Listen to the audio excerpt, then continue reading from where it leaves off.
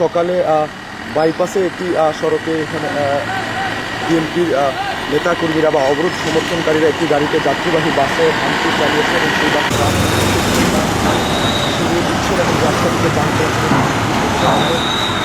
তবে পাশেই কিন্তু বিএনপির নেতাকর্মী স্লোগান দিচ্ছেন এবং আইন শৃঙ্খলা রক্ষাকারী বাহিনীর সদস্যদের দিকে ইট পাটকেল নিক্ষেপ করছেন। দর্শক উপস্থিতি টের পেয়ে মূলত বিএনপি নেতাকর্মীরা এখান থেকে সরে গিয়েছেন, তারা ছত্রভঙ্গ হয়ে গিয়েছেন। তবে এখানে বেশ কিছু সময় অবস্থান করে তারা পিকেটিং করেছেন, গাড়ি ভাঙচুর করেছেন এবং এই রাস্তাটি সম্পূর্ণ অবরুদ্ধ করে রেখেছিলেন। বড় যান চলাচল স্বাভাবিক হচ্ছে। দেখতেই পাচ্ছেন আইন শৃঙ্খলা রক্ষাকারী বাহিনীর সদস্যরা রাস্তার মধ্যে যে বিএনপি নেতাকর্মীরা পিকেটিংকারীরা গাছ তাদের গাড়ি বহর লক্ষ্য করেও কিন্তু বিএনপি নেতাকর্মীরা বেশ খানিকক্ষণ পাটকেল মেরেছে, ফুল মেরেছে। এটা বন্ধ না,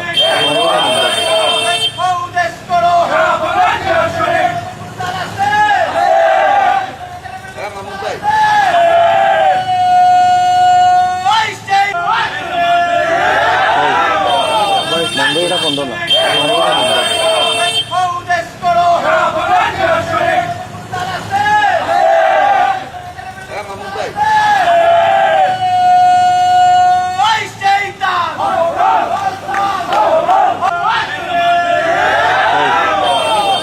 এটা বন্ধ না।